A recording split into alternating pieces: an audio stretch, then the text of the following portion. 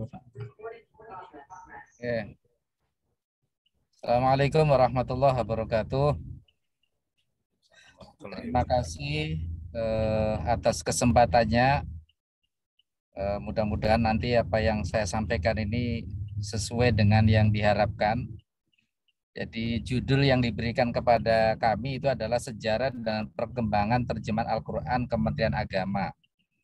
Ini menarik ya, bahwa menurut saya nih informasi yang saya terima,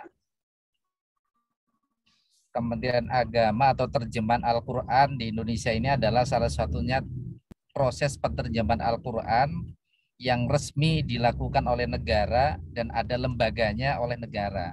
Nah, sementara di tempat lain itu termasuk bahkan di mungkin Mesir ya, itu tidak ditangani langsung oleh negara. Ini bukti bahwa Indonesia meskipun orang menyebut bukan negara Islam tapi sangat perhatian dengan umat Islam.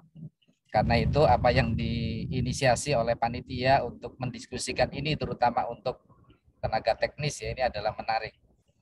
Oke, jadi kenapa Al-Quran ini perlu diterjemah gitu ya, itu penting, itu yang pertama. Kita tahu bahwa bahasa Al-Quran adalah bahasa Arab ya.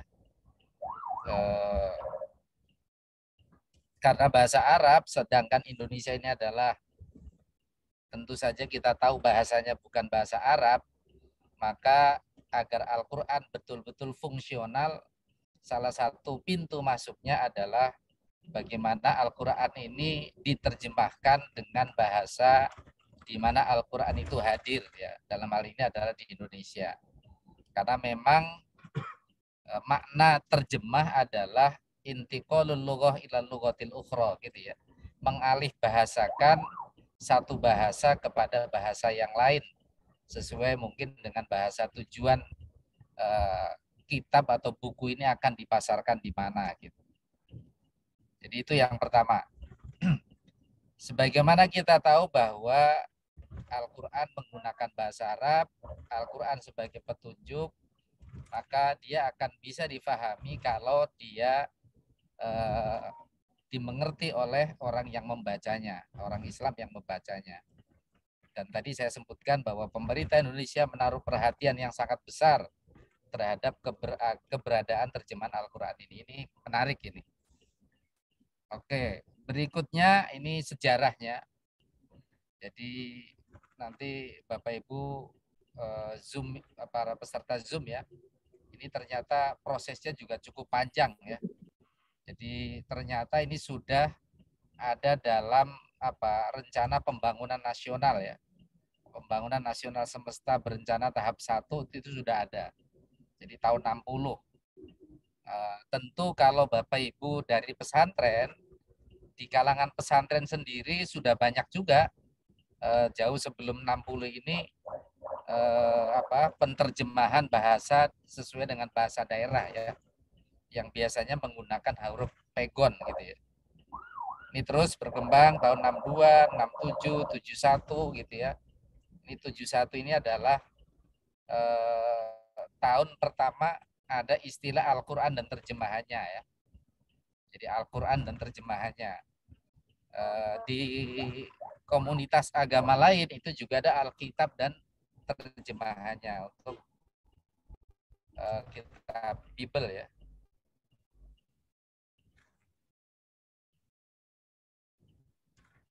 Oke, ini terus saya tentu saja sebagai proses penerjemahan dan terjemahannya itu menggunakan bahasa Indonesia. Bahasa Indonesia sendiri sangat dinamis dan ada perkembangan, maka bahasa terjemahan Al-Quran pun mengalami penyempurnaan. Nah, timnya ini adalah seperti yang disebutkan dalam dalam PPT saya ini ya. Dan kalau Bapak Ibu melihat timnya, ini tentu saja ternyata bukan hanya orang yang memang punya latar belakang pendidikan Al-Quran atau tafsir, tapi juga latar belakang pendidikan non-tafsir. Kita tahu Profesor Baikuni itu adalah profesor di bidang sains ya, karena memang disadari betul bahwa Al-Quran itu menggunakan bahasa-bahasa yang notabene identik atau menggunakan bahasa sains. Nah, jadi agar lebih tepat tentu saja terjemahannya. Oke, sampai kemudian masih terus ini dan timnya juga bertambah gitu ya. Bukan hanya yang disebutkan di awal, termasuk juga ahli hadis gitu ya, ada Kiai Haji Ali Mustafa Yakub, sebelumnya juga tadi sudah ada Kiai Haji Said Al Munawar, itu adalah ahli hadis sekaligus ahli usul fikih. Oke, Bapak Ibu, Kementerian Agama pada periode 2016-2019 di bawah kepemimpinan Dr. Mukhlis Hanafi itu melakukan upaya bagaimana beserta pengembangan bahasa Kemendikbud ya untuk menyempurnakan terjemahan Al-Qur'an lagi gitu ya. Jadi boleh jadi akan terus ya dilakukan upaya-upaya penyempurnaan. Ini juga menurut saya timnya itu semakin komplit dengan latar belakang pendidikan yang berbeda-beda gitu ya. Kita tahu Pak Kures, kemudian almarhumah Uzaimah Tanggo itu siapa, Pak Malik Madani, Pak Asin Sakho dan seterusnya itu kita tahulah latar belakangnya ya.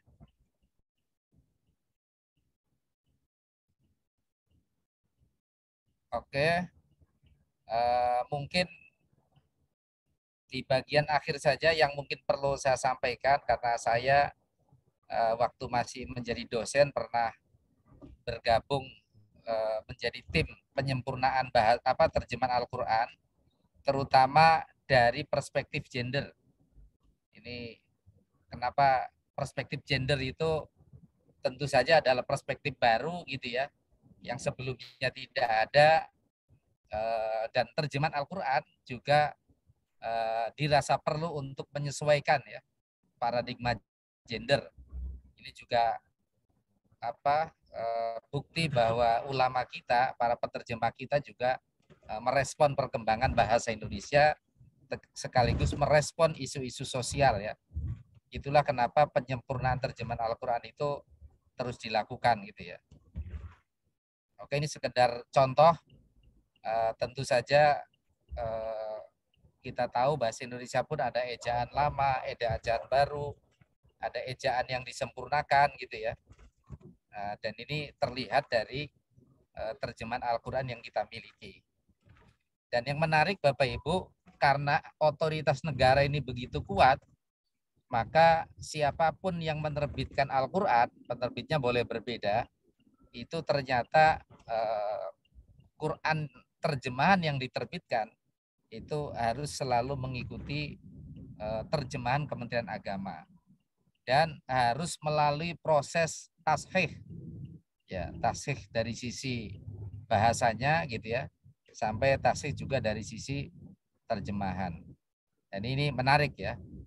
Meskipun misalnya ada terjemahan per kata, ada i'rabul Quran gitu ya.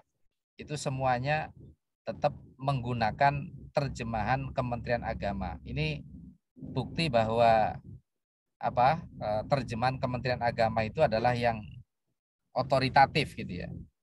Tapi tentu untuk pengajian-pengajian atau tafsir ya tentu saja tidak harus menggunakan terjemahan Kementerian Agama. Oke, ini adalah teknis saja Bapak Ibu. Nah, ini contoh ya, contoh perubahan terjemahan Al-Qur'an gitu ya. Jadi edisi 6590 itu menerjemahkan ya ayyuhalladzina amanu ista'inu bis-sabri was-shalah innallaha ma'as-sabirin. Itu dengan hai orang-orang yang beriman, jadikanlah sabar dan sholat sebagai penolongmu, sesungguhnya Allah beserta orang-orang yang sabar. Nah, di edisi 2022 dan 2019 itu berubah menjadi wahai orang-orang yang beriman, mohonlah pertolongan kepada Allah dengan sabar dan sholat. Sesungguhnya Allah beserta orang-orang yang sabar. Ya, bagi kita yang memahami bahasa Arab, tentu ya terjemahan itu tidak perlu gitu ya.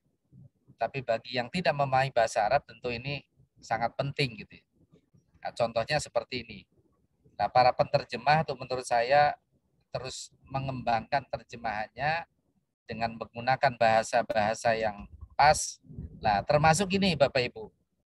Ini ar-rijalu qawwamuna 'alan nisa, ini adalah ayat yang oleh aktivis gender itu tafsirnya itu dianggap sebagai tafsir yang bias gender. Nah, ternyata begitu melihat kamus-kamus bahasa Arab, Lisanul Arab, Mu'jam Maqayisil Lughah gitu ya. Ternyata kata qawwamun itu maknanya sangat banyak.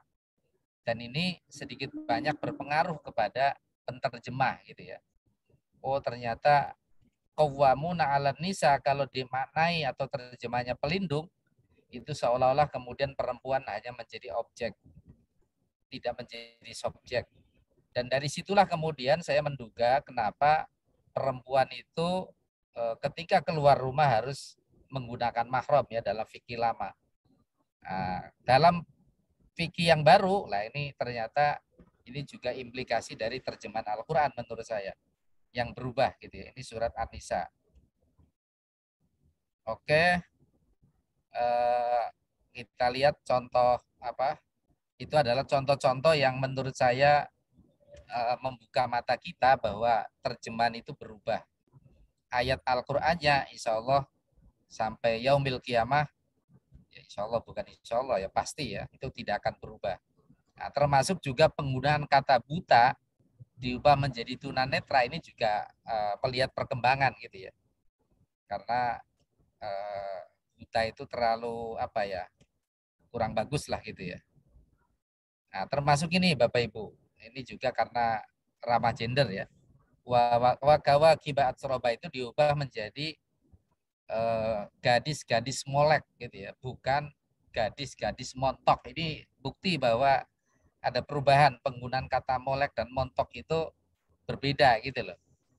Jadi kalau montok ini lebih biologis gitu ya. Tapi kalau molek itu lebih kepada keanggunan, mungkin juga kesopanan gitu ya. Jadi tidak terlalu biologis untuk melihat perempuan gitu ya. Ini pentingnya perspektif gender dalam menerjemahkan Al-Quran. Oke, jadi saya tadi ini terlibat dalam kegiatan konsultasi publik gitu ya, terutama melihat terjemahan dari perspektif gender. Nah, konsultasi publik ini dilakukan oleh Lajnah untuk menyampaikan kepada masyarakat dan bagaimana masyarakat juga terlibat gitu ya dalam penerjemahan Al-Quran. Oke, mungkin itu sebagai pengantar, Mas Moderator. Mudah-mudahan teman-teman yang mengikuti kegiatan ini untuk menjadi penterjemah yang handal tentu satu bukan sekedar menguasai bahasa asal, tapi juga menguasai bahasa pengganti. Yang kedua, mengetahui dan menguasai tentang perkembangan bahasa itu sendiri. Dan yang ketiga, tentu saja melihat kamus ya yang otoritatif ya. Menurut saya dalam bahasa Arab itu ada dua kamus otoritatif. Yang pertama Lisanul Arab, yang kedua adalah Mu'jam Maqayisil Lughah, dan yang keempat tentu menguasai perbendaharaan ilmu-ilmu modern menurut saya, karena Al-Quran menggunakan istilah-istilah yang seringkali baru bisa dipahami dengan pendekatan modern ya, pendekatan atau temuan modern. Terima kasih. Assalamualaikum warahmatullahi wabarakatuh.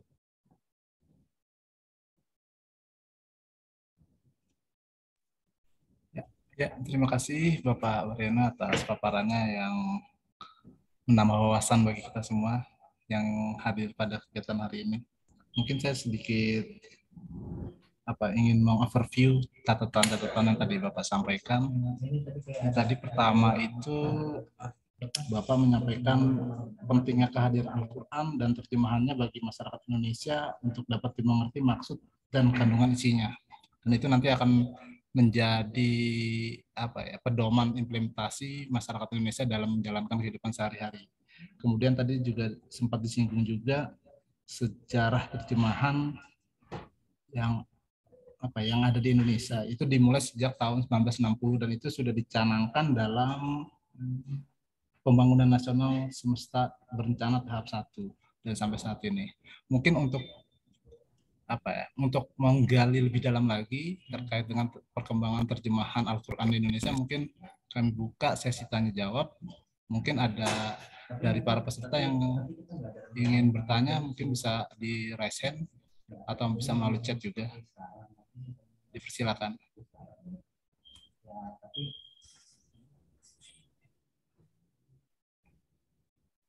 Oke. Baik, di sini ada Ibu Hani. Mungkin monggo Bu untuk pertanyaannya. Assalamualaikum warahmatullahi wabarakatuh. Pak, Halo. Pak, sama Bapak dengan tadi Bapak dengan Pak siapa ya Pak ya yang dari Kemenag nih?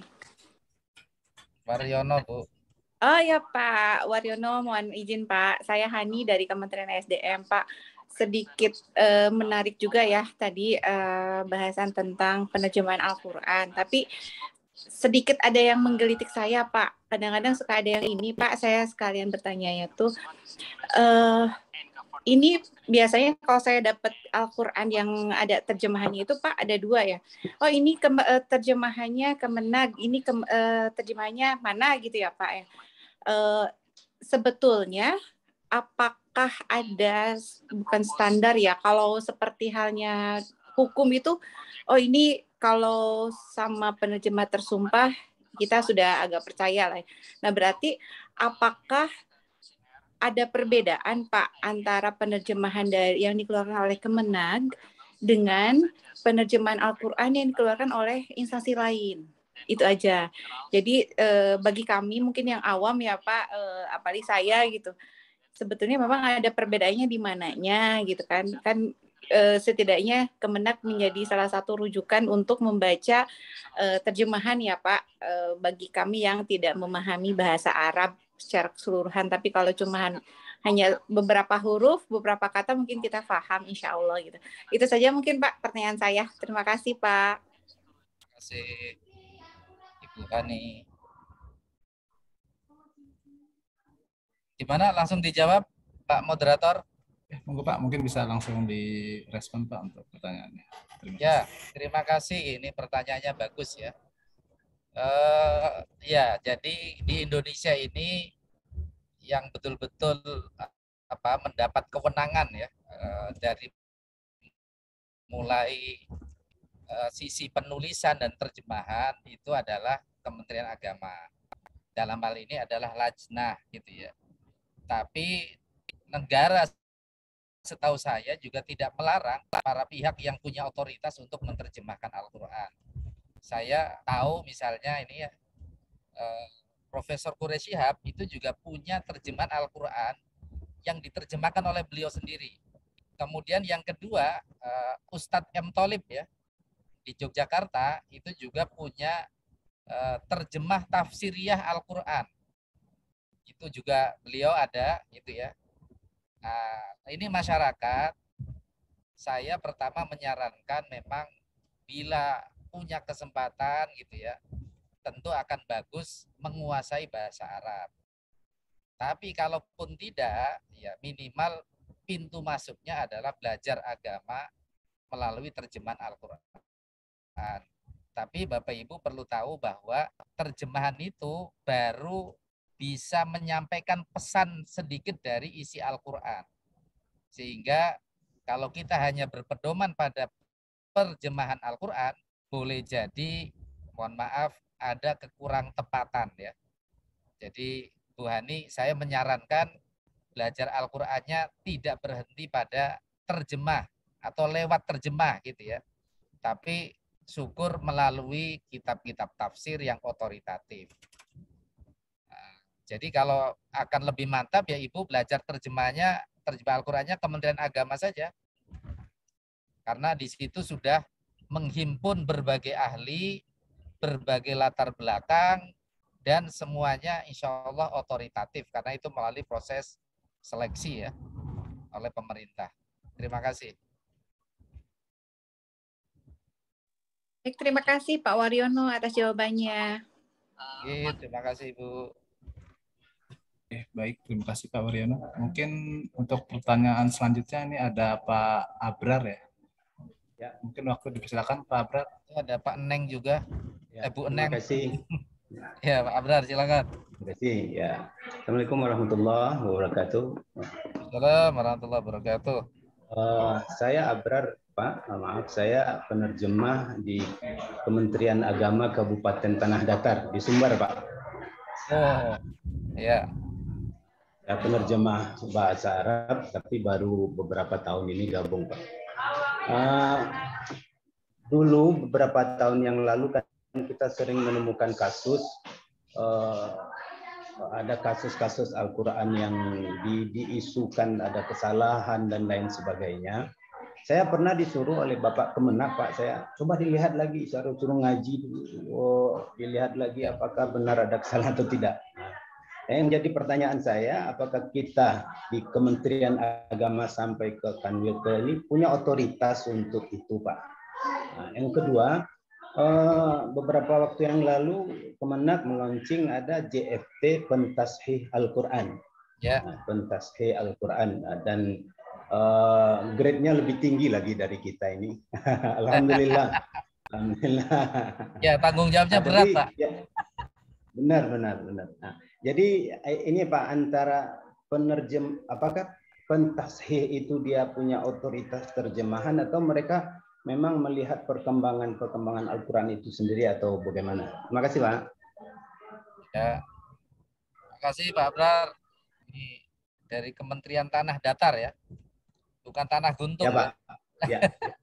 Iya, jadi gini, Pak. Ya, Pak. Jadi begini. Karena sudah ada lembaga dengan orang-orang yang otoritatif diberi kewenangan oleh negara, mungkin bahasanya kalau ada kasus-kasus seperti itu, ya Bapak atau siapapun ya bisa merespon dengan cara menginformasikan kepada pihak berwenang atau yang diberi otoritas gitu ya. Yang kedua, siapapun percetakannya, apapun percetakannya, itu menurut undang-undang tidak boleh mencetak Al-Quran tanpa melalui proses tashih, Pak. Jadi harus melalui proses tashih. Karena di situ ada standarisasi.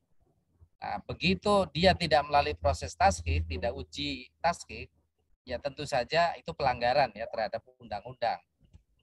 Makanya ini sekaligus menginformasikan kepada Bapak Ibu, mohon cek ya seluruh kitab terjemahan yang Bapak Ibu punya atau yang tidak ada terjemahannya. Kalau yang dia legal pasti ada tanda tashihnya, Pak. Pasti itu. Nah, kalau tidak ada, Bapak Ibu perlu melaporkan gitu ya. Apalagi misalnya mohon maaf ternyata terbukti ada perbedaan-perbedaan yang prinsipil.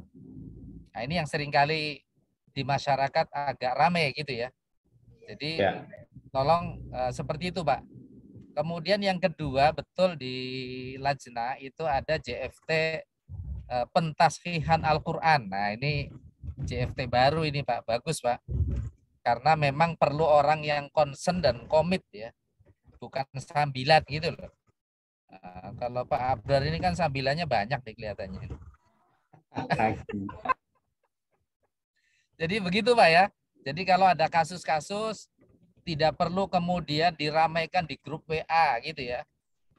Sampaikan aja kepada kami, webnya kami juga bisa dicek gitu ya, bisa dilihat. Belum lama ada rame tulisan yang berbeda. Kebetulan itu memang tidak melalui proses tashih di kami, Pak. Terima kasih. Terima kasih, Bapak. Ya, Bapak, terima kasih. Mungkin pertanyaan selanjutnya, Pak ya.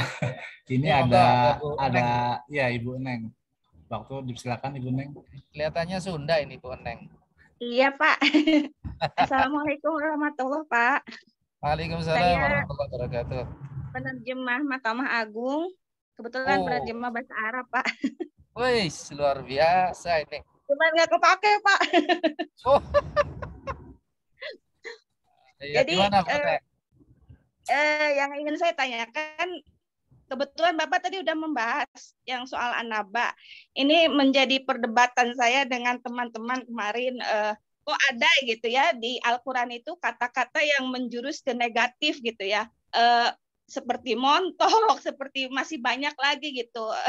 Dan kenapa Kementerian Agama itu tidak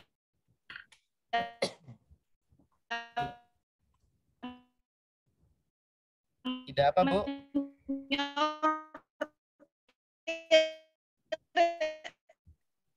Menjadi kata-kata yang lebih indah lagi. Ternyata alhamdulillah sudah direvisi.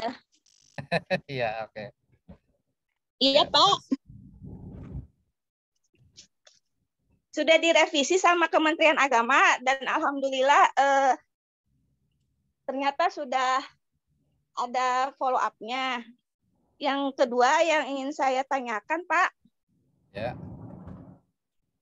Kan tadi di penjelasan Bapak itu nanti akan sesuai dengan PUEBI ya, Pak ya?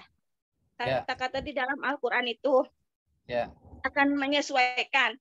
Nah, yang saya tahu ada kata-kata di bahasa Indonesia itu seperti sholat, sekarang sudah berubah jadi salat. Nggak ada SH, ALAT, jadi salat aja Pak. Terus di dalam bahasa Arab, jadi apakah tetap harus mengikuti PUEBI walaupun nanti terjemahan bahasa Arabnya itu nanti akan mengarah ke rancu ke arti yang lain gitu Pak. Yang kedua, yang ketiga, apakah bisa Al-Quran itu disederhanakan bahasanya menjadi lebih mudah dipahami oleh masyarakat? Padahal sebetulnya Al-Quran itu kan kalam Allah ya Pak. Kalam Allah itu sangat-sangat bahasanya tinggi sekali gitu. Dan memuat banyak hukum juga kan, hukum itu bersifat memaksa dan tegas. Tapi apakah bisa seperti kalau ini undang-undang di luar negeri itu kan di Inggris sudah masuk ke plain English yang lebih mudah masyarakat untuk memahami gitu dalam memahami undang-undang karena bahasa hukumnya agak diturunkan lah seperti itu. Nah kalau Al-Quran atau kitab suci itu bisa nggak Pak gitu sehingga bisa memudahkan masyarakat memahami artinya tanpa melihat tafsir karena kebanyakan kan masyarakat nggak ini Pak untuk membeli buku-buku tafsir yang tebal-tebal itu. Oke. Jadi mohon jawabannya dan penjelasannya Pak. Terima kasih. Ya, makasih Bu Eneng. Ya, ini menarik nih Pak Moderator ya. Jadi mungkin dari yang terakhir dulu ya. Jadi Al-Quran itu menarik Bu karena Al-Quran itu bisa difahami oleh siapapun sesuai dengan kapasitas ilmu dan kekuatan akalnya ya. Jadi Quran itu tidak melarang siapapun untuk memahami Al-Quran sesuai dengan kapasitasnya. Hanya saja kenapa ketika Al-Quran turun Allah Subhanahu wa taala pada saat yang sama mengutus para rasul dan mengutus para nabi. Nah, ini bukti bahwa untuk memahami Al-Quran itu juga butuh penuntun ya, butuh pengajar. Nah ini butuh guru. Sehingga Bu Neng dan Bapak Ibu semua gitu ya, bukan berarti nggak boleh memahami Al-Quran sendiri, boleh gitu. Tapi akan lebih bagus kalau kita mempelajarinya melalui guru-guru yang otoritatif. Nah itu contoh Bu ya. Nah, dan ini terkait juga dengan apakah ada penurunan level gitu ya. Ya Quran kalau tafsir itu ada Bu. Tafsir itu dari yang sangat tebal sampai yang mukhtasar ya atau ringkasan itu ada. Ya lagi-lagi Pak Quraish Shihab saja menulis kitab tafsir Al-Misbah. Kemudian diringkas menjadi Al-Lubab gitu ya. Ringkasannya itu menjadi 4 jilid. Karena di pengantarnya beliau juga menyampaikan bahwa masyarakat hari ini sibuk gitu ya. Tapi sibuknya seringkali buka HP cari informasi lain gitu ya. Bukan buka Al-Quran atau tafsir gitu loh. Jadi itu Bu. Jadi kenapa Allah mengutus Rasul pada saat Allah juga menurunkan Alkitab? Menurut saya karena Allah ingin Alkitab Al-Quran ini difahami lebih tepat sehingga kemudian betul-betul kita bisa mendapatkan petunjuk gitu ya. Banyak orang, mohon maaf, ada ya, bukan banyak, ada orang memahami Al-Quran hasilnya kok tidak sesuai dengan visi Al-Quran. Misal tadi Ibu menyampaikan ada bahasa montok dan molek gitu ya. Ya, itu kan bahasa kita ya, bahasa Indonesia gitu ya, mengenal kata molek dan montok gitu ya. Ya, tentu saja karena bahasa manusia ini mengalami perkembangan, maka terjemahan pun kemudian mengikuti perkembangan itu. Tapi bahasa Al-Qurannya sama, ini yang menarik Bu. Itulah menurut saya keistimewaan bahasa Al-Quran ya, bisa difahami sesuai dengan konteks zaman. Jadi kesadaran menyempurnakan, memperbaiki itu juga karena kita ingin betul ya, kita mencoba betul-betul sesuai dengan bahasa Tuhan, meskipun ini sulit ya. Bahasa Tuhan itu apa Bu? Satu, tidak merendahkan. Ini bahasa Tuhan. Ya, tidak diskriminatif. Ini bahasa Tuhan, gitu ya. Tidak sarkasme, itu bahasa Tuhan. Nah, kalau ternyata hasilnya kok masih belum seperti itu, maka kemudian diubah gitu kan. Itu yang kedua Bu ya. Nah, yang ketiga ya tentu Kementerian Agama akan terus berusaha gitu ya. Karena keilmuan juga berkembang di Mahkamah Agung, Ibu sebagai penterjemah bahasa Arab. Wah, ini luar biasa nih. Alumni UIN Bandung, Bu ya? Bukan Pak, Unpad. Oh, ala Unpad. Pajajaran, Ya. Pak. Ala Pajajaran ya, luar biasa ini. Iya. Jadi mangga Ibu atau siapapun ya kapan-kapan mungkin bisa ke Lajnah gitu ya. Ngecek bareng ada kompilasi terjemahan Al-Qur'an dan terbitan Al-Qur'an dari masa ke masa itu. Kami juga ada pamerannya gitu ya, kaligrafi di situ tersedia. Semua yang melalui proses taskhih itu pasti Qur'annya ada di Kementerian Agama, Bu. Jadi insya Allah akan terpantau terus-menerus gitu. Mungkin itu Bu ya, sudah terjawab ya? Sudah Pak. Yang soal PUEBI itu Pak, bagaimana Pak? Oh ya ini. Jadi gini Bu, menarik. Kalau misalnya iya salah, kan di dalam bahasa Arabnya nanti salah beda harokat aja udah beda arti Bapak. Jadi gini Bu, iya kita tadi mengikuti perkembangan bahasa dan transliterasi standar. Ya, jadi yang perlu disepakati transliterasi standar. Memang kemudian kita agak confused ya, atau tidak satu bahasa. Maksudnya begini, kalau bahasanya bahasa Arab, maka mengelafalkan kata sholat itu harus bisot gitu kan, sholat. Iya. Ya, tapi kalau sudah jadi bahasa Indonesia, jangan merefer kepada pengucapan bahasa Arab, gitu loh. Paham maksudnya, Bu? Iya. Jadi kalau kita menggunakan bahasa Arab, gunakanlah bahasa Arab yang sahih. Ya, dari sisi pengucapan sholat, saum, gitu kan? Iya. Ya kan? Kemudian duha, misalnya gitu kan. Tapi kalau pakai bahasa Indonesia, boleh jadi salat. Padahal salat ini bisa jadi salat gitu kan. Jadi gitu Bu. Jadi ketika menggunakan translate-nya, jangan ingat bahasa Arabnya. Iya. Bahasa jadi Arabnya perlukan maaf Pak, jadi perlukan nanti dirubah di terjemahannya atau tetap seperti bahasa Arabnya? Ya kalau saya yang bagus itu bahasa Arabnya tahu, bahasa terjemahnya mengerti gitu loh. Makanya saya lebih senang menggunakan bahasa Arab daripada terjemahan gitu loh. Itu Bu. Tapi kan tadi Ibu menyampaikan tidak semua orang punya kemampuan, kesempatan untuk belajar bahasa Arab. Ini sekaligus nih saya mengajak Mahkamah Agung nih, ayo belajar bahasa Arab. Ayo Pak. Ayo. Oke, Sudah gitu, banyak Bu. yang jago Pak hakim agamanya. Oh iya, kalau hakim agama saya banyak teman di situ. Iya. Dulu senior saya Pak Wahyu Widiana, Bu.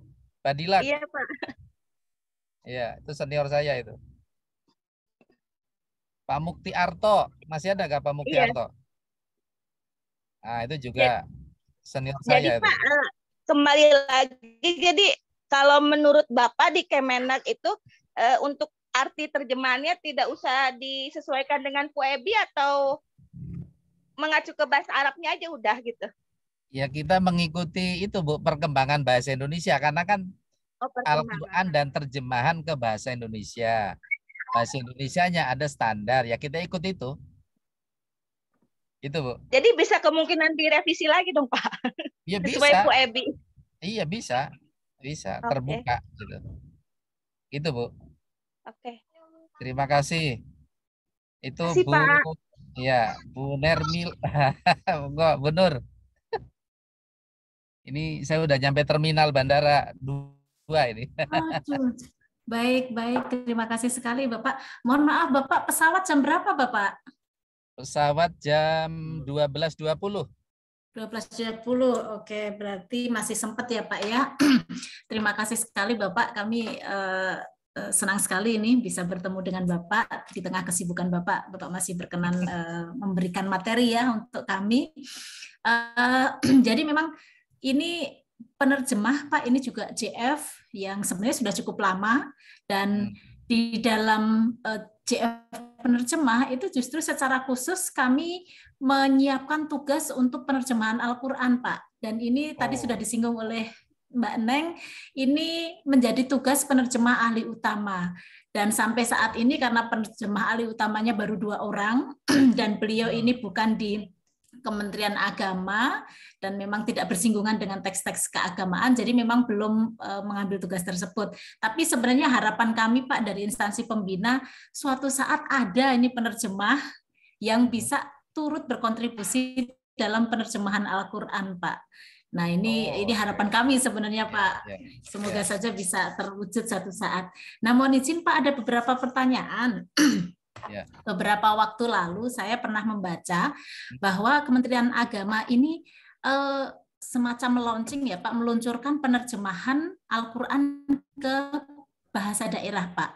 Ini apakah masih dilakukan? Ya, apakah masih dilakukan? Dianggap perlu? Apakah juga dilakukan ke semua bahasa daerah atau bagaimana Pak prosesnya sekarang ini? Perkembangannya seperti apa? Mohon informasi terkait hal tersebut Pak. Karena penerjemah fungsional ini juga tersebar ke seluruh daerah, Pak. Jadi di daerah-daerah banyak sekali penerjemah yang menerjemahkan bahkan dari bahasa daerah ke bahasa Indonesia, kemudian ke bahasa Inggris. Nah, siapa tahu mungkin juga malah bisa turut membantu Kementerian Agama menerjemahkan ke bahasa daerah gitu, Pak. Ini kalau bisa terwujud tentu sangat bagus gitu, Pak. Kemudian ya, tadi Bapak menjelaskan bahwa dalam proses penerjemahan ini kan yang disebutkan adalah tokoh-tokoh yang memang luar biasa ya Pak. Beliau background ibunya luar biasa. Kita tidak mempertanyakan lagi kemampuan beliau. Nah, kalau dalam teknisnya Pak, apakah beliau ini betul-betul yang menerjemah secara keseluruhan atau didukung oleh tim teknis Pak? Mungkin ada santri atau siapa yang atau mungkin malah CF Pentasiah ya nanti ya yang akan membantu atau bagaimana Pak? Karena ya itu tadi siapa tahu penerjemah juga bisa ikut terlibat di dalamnya gitu Pak. Harapan kami. Kemudian Bapak ya, nah itu mungkin Bapak yang bisa kami tanyakan dulu. Tapi satu hal memang harapan kami suatu saat mungkin bisa penerjemah ikut dalam tim tersebut. Bagaimana cara, kalau mungkin kan bisa menunggu pertanyaan yang lain dari teman-teman. Terima kasih Bapak. Oke, terima kasih Ibu. Panggilannya siapa ini? Bu Wati? Mei Pak. Oh Bu Mei ya, oke Bu Mei. Ya, jadi perlu saya sampaikan bahwa di Kementerian Agama, Lajnah ini ada di Badan Litbang, Bu. Ada di Badan Litbang. Lah, sementara yang mengerjakan Al-Quran dan terjemahan bahasa daerah ke bahasa daerah itu ada di bawah Bimas Islam. Oh, ini beda. Jadi beda apa? Departemen ya. Beda departemen. Kementerian Agama tapi ada di eselon 1 Bimas Islam, Lajnah ini ada di bawah Litbang. Itu yang pertama. Dan alhamdulillah informasi yang saya terima itu sudah ada 15 bahasa daerah, Bu, yang digunakan untuk terjemah Al-Qur'an. Salah satunya saya tertarik dengan bahasa Banyumas, Bu. Jadi menarik nih bahasa Banyumas ini. Nah, itu monggo Iya, nanti Pak. kalau Aja ketawa kita, Pak. iya, ayu bahasanya ngelotok, mengkoton ya. Oke, terus yang kedua gini, Bu. Mungkin Iya, untuk Pak. bagaimana kita bisa bersinergi, kapan-kapan mungkin dari Setkap gitu ya bisa, atau kunjungan ke kami atau kami ke Setkap. Dalam konteks ini ya, dalam konteks penterjemahan Al-Quran ini. Dan saya juga baru tahu nih, mohon maaf ya, di masing-masing kementerian ternyata ada expertnya gitu ya terkait dengan terjemahan Ya, Al-Quran ini. Nah, ini juga pengetahuan baru buat saya. Jadi kalau nanti ke depan kita menguatkan sinergi akan bagus, Bu. Jadi baik, Pak. monggo kami nunggu atau kami ditunggu, terserah surat menyuratnya ini. Siap, Bapak. Ini Ya, mohon maaf kapan-kapan karena kami saya akan juga berbagi, Pak. ini, Bu, mohon maaf karena saya ini PLT di Lajnah, Bu. Iya, Pak. Definitifnya di Direktorat PD Pontren. Jadi Oke. kami insya Allah lah terbuka gitu ya untuk membuka kerjasama ini, sehingga kemudian ke depan kita juga bisa ini di Mahkamah Agung, di Sekretariat Kabinet, ternyata banyak teman-teman kita gitu kan. Nah ini Betul, itu, Bu. Bapak. Ya, jadi mungkin itu, Bu, respon saya. Ya, Bapak. Siap, Bapak. Karena ada beberapa penerjemah, jadi memang yang paling banyak penerjemah bahasa Inggris, Pak. Tetapi kami punya catatan beberapa penerjemah bahasa Arab yang luar biasa, Pak. Kemampuannya luar biasa, baik secara tulis maupun lisan, baik di Setkap sendiri ada, kemudian bahkan di BNPT pun ada, Pak, yang juga biasa menerjemahkan tafsir-tafsir Al-Quran gitu, Ya, Pak. Dan saya kira mereka sangat-sangat bagus, Pak. Nah, ini mungkin Mas Syarif Hidayatullah, ini salah satu penerjemah Arab andalan kita, Pak, yang akan bertanya. Silakan, Mas Syarif. Baik, terima kasih atas kesempatannya, Bu Mei. Assalamualaikum warahmatullahi Ini saya wabarakatuh. off video dulu ya, saya dengar ya. Oh iya, nggak apa-apa, Pak. Nggak apa-apa. Ya, silakan. Iya, Pak. Saya pertanyaan singkat aja sih, Pak. Jadi setahu saya di beberapa cetakan Al-Quran terbaru itu ada transliterasi ya, Pak. Ya. Jadi untuk bahasa Arab terus dilatinkan, kayak misalkan Yasin, jadi A-nya 2 ya, Asin gitu kan, Pak. Nah, jadi untuk beberapa, tapi sebelumnya saya pernah juga, Pak, melihat bahwa Al-Quran itu yang ditransliterasi dengan misalkan iya-nya itu panjang, matobi itu ada baris atas di atasnya gitu, Pak. Ya, A-nya itu. Nah, terus misalkan dia kasroh, ada garis bawah di bawahnya kayak gitu. Pokoknya ada kode-kode seperti itu gitu, Pak. Nah, itu pertanyaan saya itu untuk orang yang baru belajar membaca Al-Quran, mungkin membaca Latin itu akan sangat terbantu gitu, Pak, dibanding dengan yang tadi saya bilang Yasin A-nya 2 gitu. Nah, tapi sayangnya kenapa itu tidak dikembangkan ya, Pak? Hanya sebatas itu aja gitu. Maksudnya di beberapa cetakan lain saya sudah tidak melihat lagi tuh yang transliterasi dengan menggunakan dari Arab panjang pendeknya seperti itu gitu, Pak. Pakai simbol-simbol maksudnya gitu, Pak. Gitu. Dan yang kedua ini, Pak, saya mencoba mencari gitu ya di ketikan di komputer gitu, itu kalau untuk membuat simbol-simbol itu sepertinya agak repot juga ya, Pak. Ini karena kendala gini, Pak, ketika saya membuat skripsi ya atau tesis itu kan tetap dibutuhkan tuh ada kalimat bahasa Arab, terus di bawahnya harus ditransliterasi ke dalam bahasa Indonesia. Nah, itu saya bingung. Ini saya menggunakan yang transliterasi versi Kementerian Agama yang ada simbol-simbolnya itu, atau yang normal saja gitu. Itu aja sih, Pak, pertanyaannya. Terima kasih, Pak. Ya, terima kasih Mas Syarif. Wah, ini pakar nih Bu Mei nih. Betul-betul pakar ini.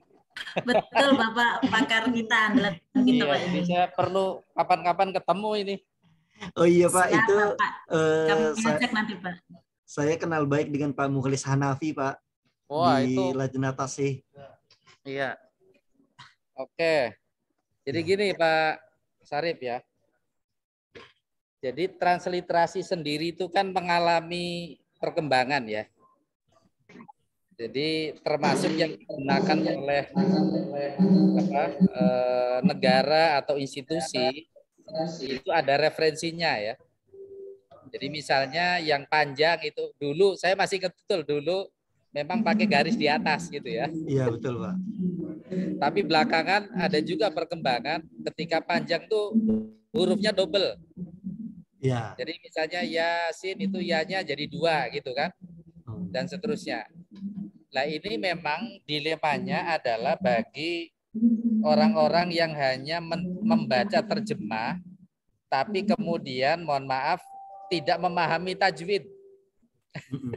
Betul. Iya, jadi Al-Quran yang ditulis dalam bahasa Indonesia itu kalau tidak mengerti tajwidnya banyak salahnya itu. Itu yang pertama. Yang kedua, tentu saja ya tadi kenapa kemudian kita memerlukan pembimbing ya. Memerlukan pembimbing agar belajar Al-Qur'annya itu lebih terstruktur. Nah, insya Allah sekarang ini banyak ditemukan metode baru untuk pembelajaran Al-Quran yang cepat gitu kan. Termasuk juga terjemah cepat. Jadi insya Allah sih para ahli kita ini siap gitu ya untuk membimbing bersama belajar masyarakat. Sehingga kemudian masyarakat lebih tepat ya memahami terjemahnya sekaligus memahami kandungan isinya. Karena saya khawatir ya kalau misalnya hanya membaca terjemah, tidak memahami lebih jauh isi Al-Quran, maka kemudian Al-Quran ada yang menggunakannya sebagai dasar legitimasi, misalnya melakukan kekerasan. Padahal tadi Bu Eneng mengingatkan ya, bahasa saja sudah menunjukkan rasa ya. Ada daoknya gitu kan. Daoknya itu kalau montok sama molek itu kan beda gitu. Itu contoh. Kalau montok itu tadi saya menyebut cenderung biologis gitu ya. Biologis itu dalam bahasa Al-Qur'annya itu kan basyarun ya. Basyarun itu adalah manusia sebagai makhluk biologis gitu kan. Nah, sebagai makhluk biologis tentu sama dengan binatang gitu kan. Butuh makan, butuh minum, butuh tidur, kebutuhan seks itu basyarun. Tapi ketika dia sebagai anas, lah ini menariknya tafsir gitu kan. Ternyata ya hubungan seks itu boleh tapi diatur dalam agama. Harus melalui pernikahan.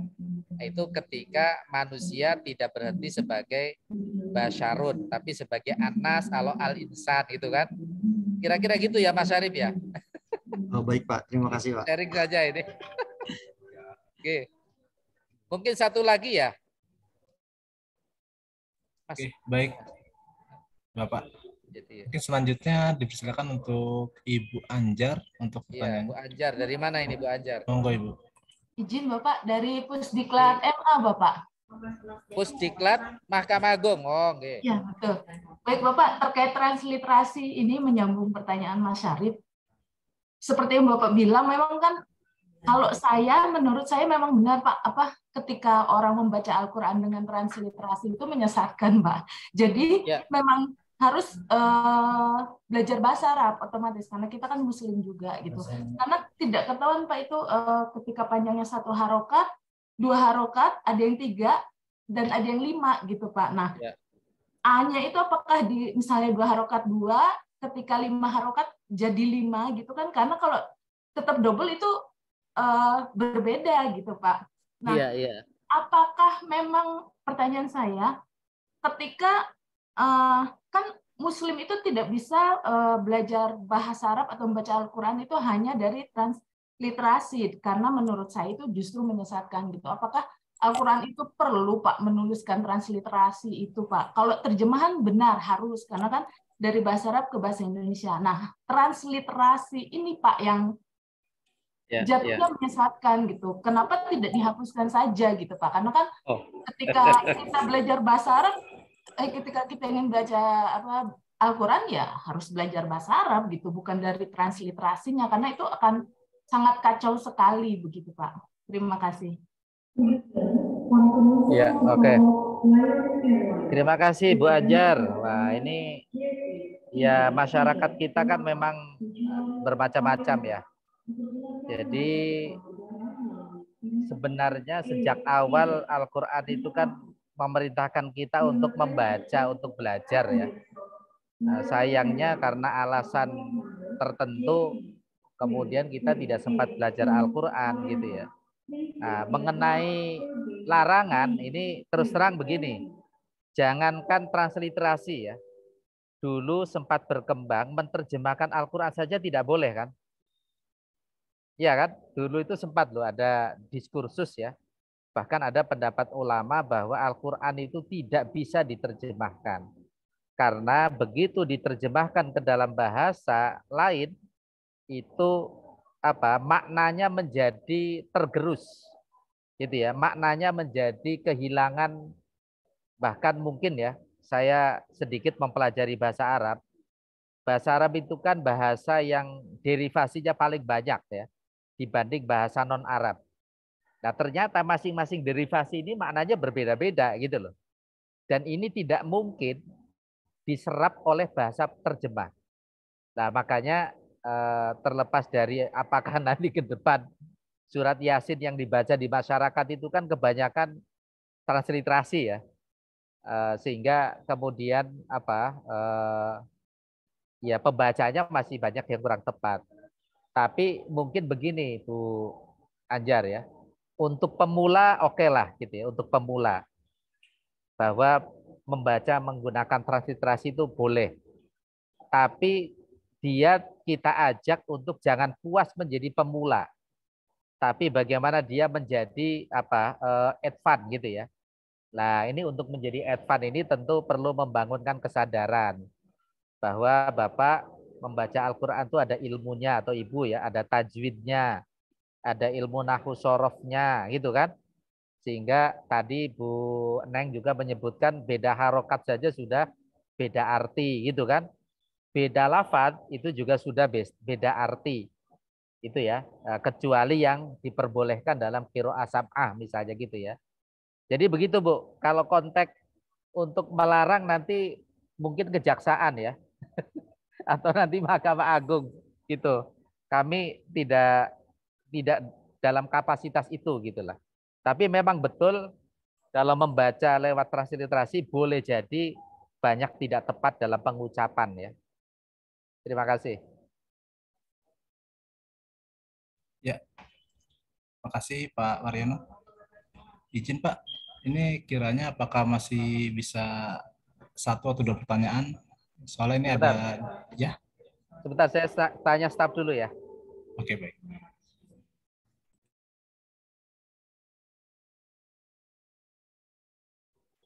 Sepuluh menit lagi, Pak Moderator. Oke, baik Pak. Mungkin saya izin Pak ya, ingin membacakan pertanyaan dari via chat. Di sini ada Pak Yolveri. Dia bertanya, dia mempunyai tafsir Al-Quran karangan Abdul Raul Singkil Al-Fansuri yang menggunakan aksara Arab Melayu. Boleh, ya siap. Mohon info apakah tafsir tersebut sudah diaksarakan ke aksara Latin. Oke, ya. Kemudian pertanyaan berikutnya ini ada dari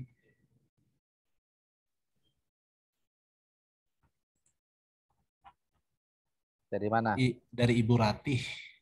Dia menanyakan bagaimana caranya untuk bergabung ke dalam tim Quran Isyarat dan Quran Braille di LPMQ.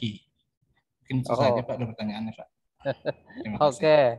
Ya, ulama Aceh ya. Ulama Aceh abad 18, Abdurrauf Asingkili ya, itu menulis tafsir Turjamanul Mustafid ya.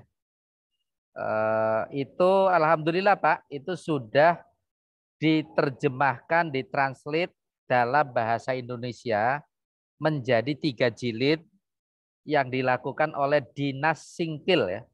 Dinas Kebudayaan Singkil, diterbitkan oleh penerbit di Yogyakarta.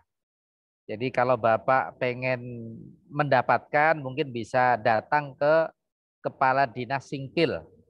Itu saya kebetulan belum lama ke Singkil, berziarah ke penulis, ketemu dengan kepala dinas, dan mendapatkan buku itu. Buku itu salah satu kajian yang menarik ya, di perguruan tinggi agama itu menjadi pokok bahasan. Karena itu adalah pionir ya, salah satu pionir bagaimana para ulama dulu mendekatkan masyarakat untuk memahami Al-Quran sesuai dengan bahasa. Bilisani qaumih gitu ya. Itu yang pertama. Yang kedua, untuk bagaimana bergabung, ini kalau di sini ada Mas Aziz, mungkin nanti Mas Aziz bisa jawab. Tapi prinsip gini, seperti tadi saya sampaikan ke Bu Mei ya, jadi mungkin difasilitasi oleh Setkap, ayo kita ketemu bareng gitu ya. Karena untuk pelatihan bahasa isyarat, itu memang ada, dalam tanda petik ada kelas khususnya sendiri gitu ya. Ada timnya sendiri gitu. Nah, kalau nanti di luar Kementerian Agama semakin banyak, ini tentu semakin menarik. Dan ini bentuk tanggung jawab kita gitu ya kepada teman-teman kita yang tunarungu gitu ya. Saya sendiri Mas Moderator itu ketika masih di kampus mempelopori khutbah Jumat itu diiringi dengan bahasa isyarat. Ya, jadi di Masjid Sunan Kalijaga itu nanti cek sendiri ke sana. Itu khotibnya ada yang bahasa lisan ya biasa, tapi juga ada yang bahasa isyarat. Karena memang ada teman-teman kami yang tunarungu gitu ya. Dan kami memang kampusnya kampus inklusi. Jadi semua teman-teman difabel apapun jenisnya itu kami terima menjadi mahasiswa. Apalagi Quran gitu ya. Oke itu Pak Moderator. Ini ada satu lagi Mbak Koris. Baik, mungkin ini Bu Khoris ini pertanyaan terakhir mungkin Pak ya, karena tadi Bapak sudah menyinggung waktu untuk 10 menit lagi. Untuk waktu dipersilakan Ibu Khoris. Baik, terima kasih Bapak Moderator. Salam Pak, saya Horis Wahyuni, saya penerjemah dari Badan Bahasa Kemendikbud. Saya juga kebetulan dari bahasa Arab Pak. Woi, perguruan tinggi mana? Di UIN Sunan Kalijaga dulu Pak. Saya ada satu pertanyaan Pak. Al-Quran itu bahasanya sebegitu indahnya ya Pak, dengan rima di setiap akhir ayat. Bahkan ada yang satu ayat itu hurufnya kalau dari depan ke belakang dibaca itu sama, warabbaka fakabbir, contohnya seperti itu. Nah, kalau dari segi bahasa sastranya yang seperti itu, apakah Kemenak sudah pernah atau mengkaji dari segi sastranya begitu Pak? Maksudnya terjemahannya dengan bahasa yang seindah itu dialih bahasakan ke bahasa Indonesia begitu Pak? Atau jika memang sudah ada, mungkin saya ingin baca begitu. Atau mungkin Bapak bisa menjelaskan begitu. Terima kasih. Assalamualaikum warahmatullahi wabarakatuh. Waalaikumsalam warahmatullahi wabarakatuh. Terima kasih Mbak Koris. Wah, ini adik kelas saya berarti ini. Oke, jadi gini. Saya tadi menyampaikan menerjemahkan Al-Quran tempo dulu pernah ada yang melarang gitu ya. Tapi sampai kemudian kita menerbitkan terjemahan Al-Quran. Yang kedua, kita juga pernah menjumpai HB Yasin itu menerjemahkan Al-Quran secara puitik. Wah, itu juga debatnya luar biasa ya. Karena HB Yasin memahami betapa indahnya bahasa Al-Quran gitu ya.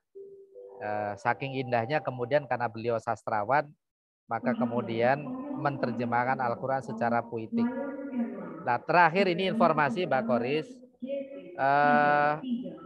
Ustadz Rofi Usmani itu sedang proses untuk mengharmonisasi terjemahan Al-Quran dan tafsirnya secara sastrawi karya almarhum Johan Effendi.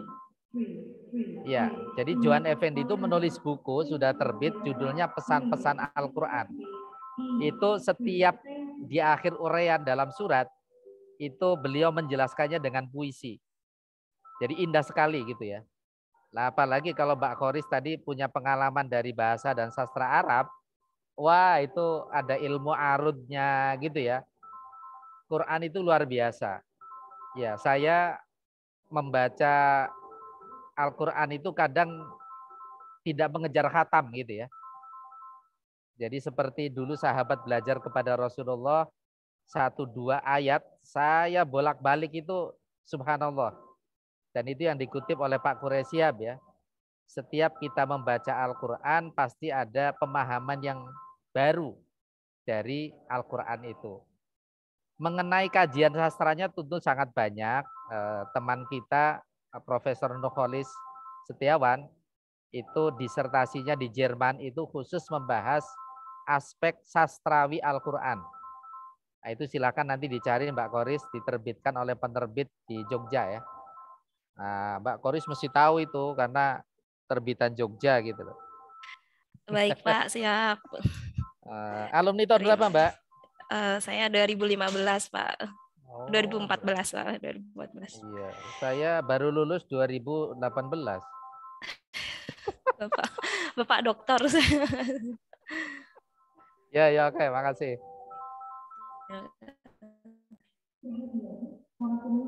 Oke, baik. Terima kasih Ibu Khoris untuk pertanyaannya dan terima kasih untuk Pak Waryono. Mungkin untuk kegiatan hari ini cukup interaktif Pak ya. Oke, ya, dan makasih. Cukup hangat nih untuk menggali pengetahuan dari para penerjemah terkait dengan penerjemahan Al-Quran di Indonesia. Iya, perlu dilanjut nih. Oke, siap. Ya, baik pasti, Pak. Cari waktu yang momen saya bisa lebih tenang gitu.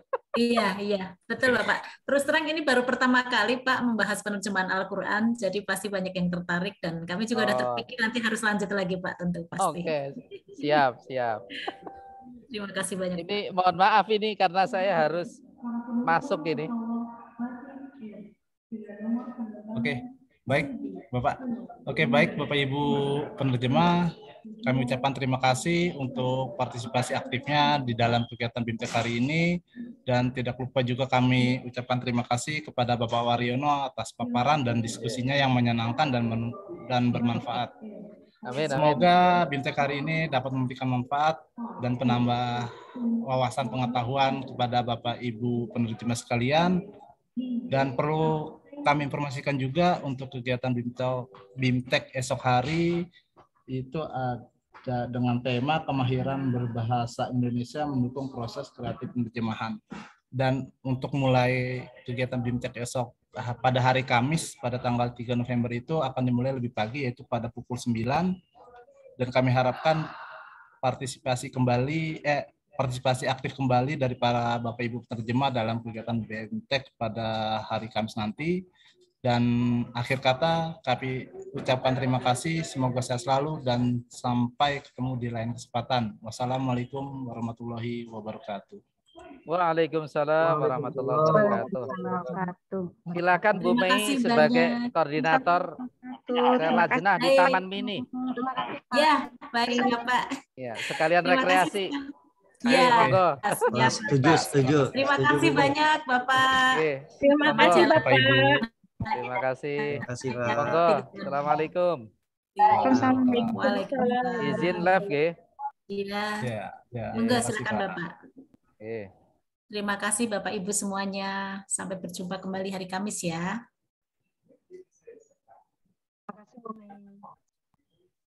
Terima kasih Bu Mei. Izin live ya Bu Mei. Ya, terima kasih Bapak Ibu. Silakan.